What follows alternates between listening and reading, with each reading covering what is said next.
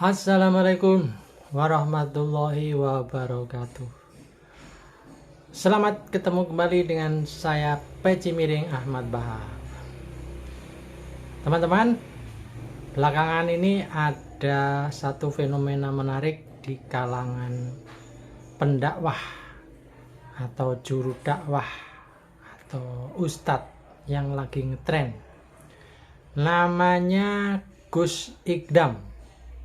Beliau ada di kelompok jamaah, menyebut jamaahnya Sabilut Taubah.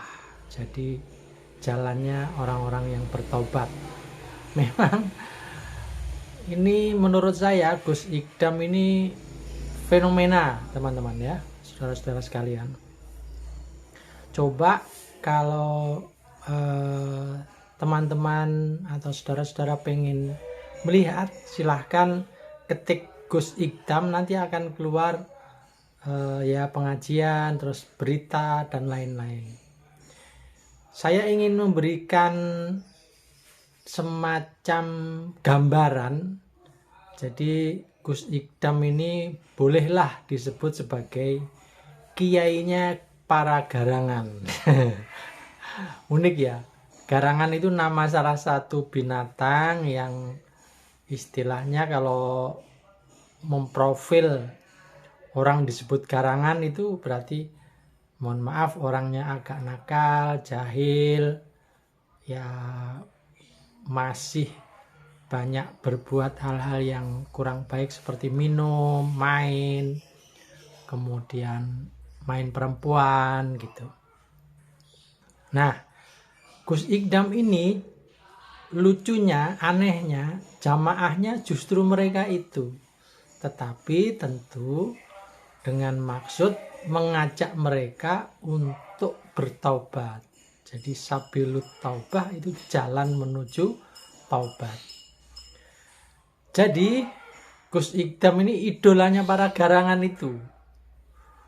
Dan memang luar biasa ya, saya kira ini memang sekali lagi ini namanya fenomena. Jadi mungkin kalau di dalam pasar ekonomi menyebutnya begitu, Gus Ikdam ini pandai mengambil ceruk pasar.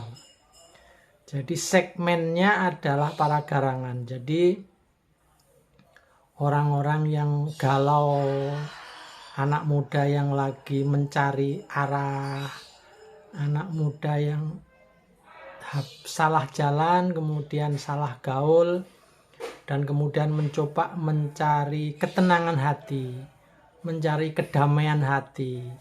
Anak muda yang lagi putus cinta, atau anak muda yang lagi proses mencari cinta tapi nggak dapat-dapat, ini larinya ke Gus Ikdam.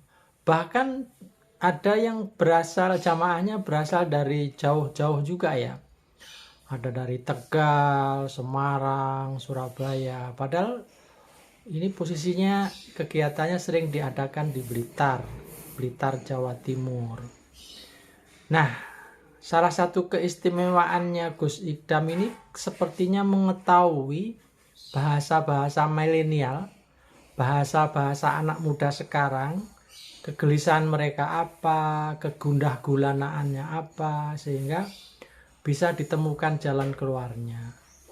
Sehingga para garangan-garangan ini bisa ya sedikit terhibur hatinya, bahkan banyak juga yang akhirnya berhijrah dalam arti bertaubat dan kemudian aktif dalam ikut sholawatan. Bahkan Gus Ikdam kemanapun, para garangan ini sering ikut juga memburunya, karena mereka ini sering ada dialog di sela-sela ceramahnya Gus Ikdam ini.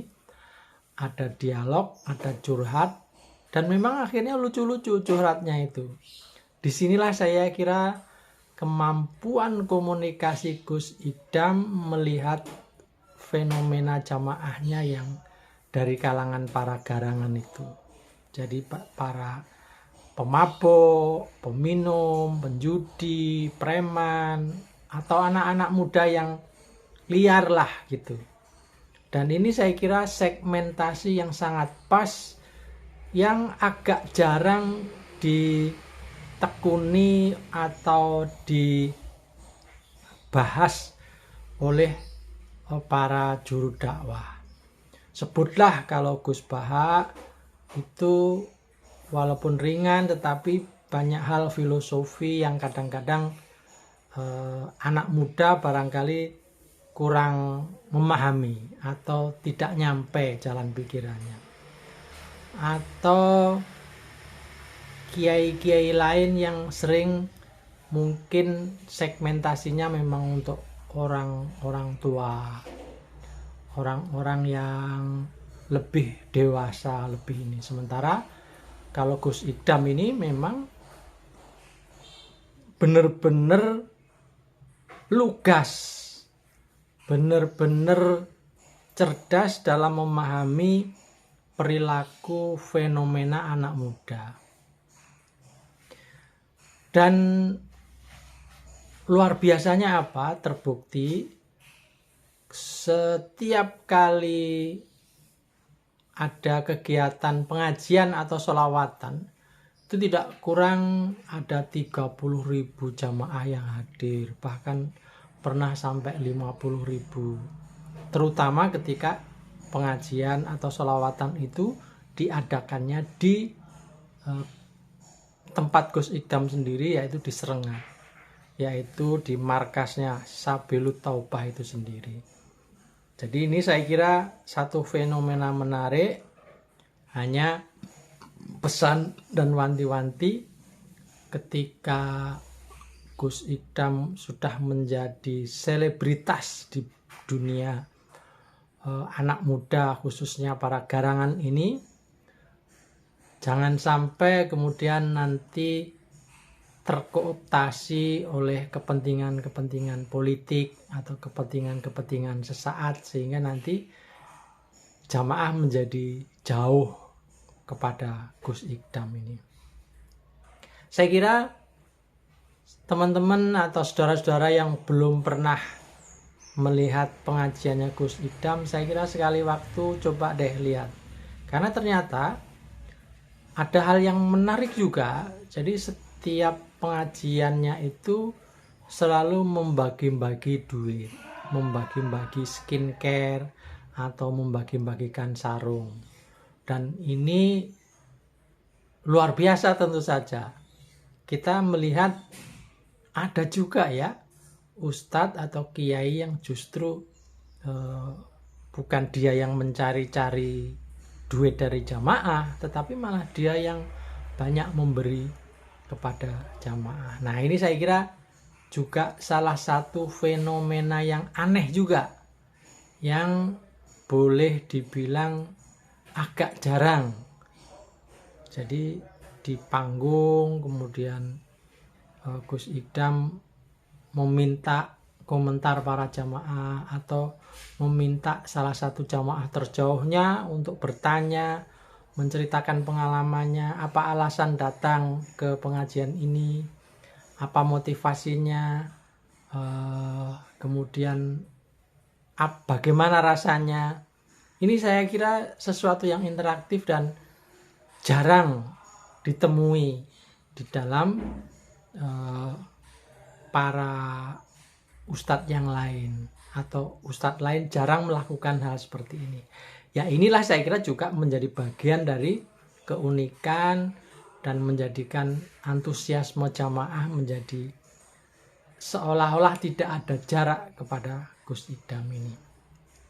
Jadi saya kira fenomena Gus Idam, kiai garangan dari Blitar ini perlu didukung, perlu disebarluaskan, sehingga para generasi milenial, para garangan ini mempunyai figur, mempunyai idola, dan tidak terperosok kepada hal-hal yang kurang baik. Saya yakin, seyakin-yakinnya, butuh Gus Idam lain di luar Jawa Timur atau di luar Blitar. Gus Idam memang hanya satu, tapi saya kira di tempat-tempat lain, di kabupaten, provinsi lain, bolehlah mencontoh satu segmentasi anak muda, kaula muda untuk dibina, dibimbing agar mereka tidak salah jalan. Saya kira kalau muncul Gus Idam yang lain, saya kira Indonesia ini masa depannya akan lebih cerah, lebih baik, dan lebih mendapat rahmatan lil alamin. Demikian, assalamualaikum warahmatullahi wabarakatuh.